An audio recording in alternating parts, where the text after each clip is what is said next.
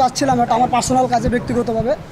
তো হঠাৎ করে দেখতে পাই পুঁথিমাদে পিজি হাসপাতাল ব্লকের সামনে একটা মহিলাকে দুইটা লোক টানাটানি হিংসা করতেছে, মানে একটু ঝগড়াঝগড়ি করতেছিল। আমি বললাম যে একটা মহিলা এমনি আর নারী নির্যাতন নিয়ে বাংলাদেশে যে একটা বর্তমান ভয়াবহ পরিস্থিতি চলতেছে, আপনারা সকলেই এটার তো অবগত।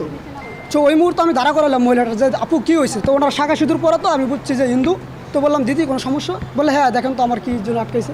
তো পরবর্তীতে ওখান থেকে একটা লোক ওইটা বললো যে উনি সাবেক এমপির মেয়ে, আওয়ামী লীগের। আমি বললাম এমপির মেয়ে মানে ঠিক আছে, তো আওয়ামী লীগের এমপির মেয়ে প্রাণগোপাল দত্তর মেয়ে, কুমিল্লা 7 আসনের এমপি নাকি প্রাণগোপাল দত্ত। তো বললাম ঠিক আছে, তো এটা পার্সোনাল বাইরে দেখতে পারেন, পাবলিক প্লেস। তো উনি এক কথা দুই কথা অনেক কথা দিচ্ছে। তো হঠাৎ করে কিছু আনসার আসছে, পরে উনি ওনার যে কর্মস্থল দিদির নাম জন্য কি প্রাণগোপাল দত্তর মেয়ের অনিন্দা রায় তুলি মেবি। তো পরে উনি ওনার কর্মস্থল আসার পরে আমি যেহেতু একটা পদে আছি, যেহেতু একটা সাংগঠনিক আমার অবস্থান আছে, সো যেহেতু এই জিনিসটাতে আমি জড়াই গেছি, তো এখান থেকে আমি সরেও যেতে পারি না। যেহেতু শুনছি ফ্যাসিস্ট আওয়ামী লীগের একজন এমপির মেয়ে, তো বিষয়টা আমার জানারই বিষয়। তো আমি আমার এলাকার কিছু লোকাল ভিত্তিক কিছু সিনিয়র নেতৃবৃন্দরে জানাই। জানার পরে তো আমি আসলে মিডিয়ার সামনে ওই কিছু ব্যক্তিগত কথা না বললেই নয়, বা অনেক কিছু বলতেও চাই না। তো ওই ক্ষেত্রে অনেকে আসে, তো আমি মেডিকেলে আসি, উপরে আসি, মেডিকেলের প্রক্টর, মেডিকেলের পরিচালক, সহকারী পরিচালকেরা অনেকেই আসে। আসার পরে আমার পথ এবং আমার সম্পর্কে সব জানার পরে বললো যে তুমি কি করতে চাও। আমি বলছি ভাই যেহেতু আপনাদের এখানে কর্মস্থল চাকরি করে, আপনার আইন প্রক্রিয়ারভাবে যেটা বলে আপনারা সেটাই নেন।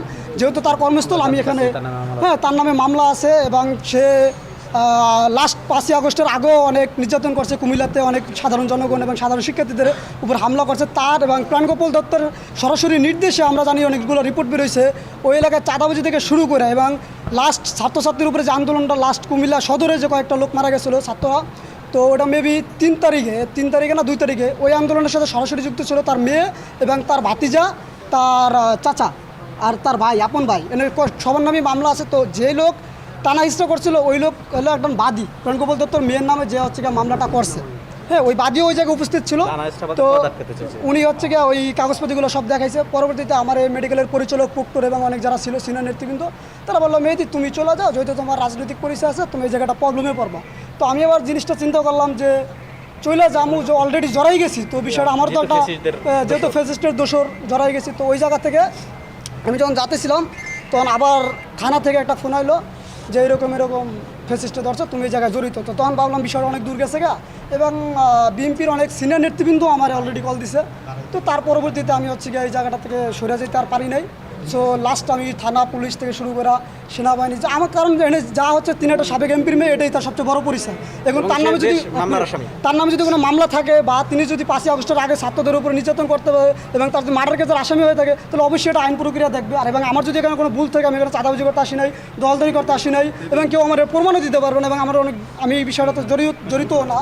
তো ওই জায়গা থেকে আমি সেনাবাহিনী আসছে, প্রশাসন আসছে, এটা তাদের দায়িত্ব কী করে আমরা এটাই দেখার বিষয়। এবং আমাদের দাবি থাকবে শাহবাগ থানা ছাত্র দল পক্ষ থেকে এবং সাধারণ জনগণের পক্ষ থেকে, আপনাদের সকলের পক্ষ থেকে, যেহেতু তিনি একজন সাবেক এমপির মেয়ে, তিনি ফ্যাসিস্টদের দোষর, অবশ্যই তার বিচার করতে হবে। তার যদি অবশ্যই দোষ আছে, তার নামে বিভিন্ন রিপোর্ট আছে, অবশ্যই তাকে যেন আইন প্রক্রিয়াভাবে যে শাস্তি পায় সেই শাস্তির জন্য সফলভাবে দেওয়া হয়।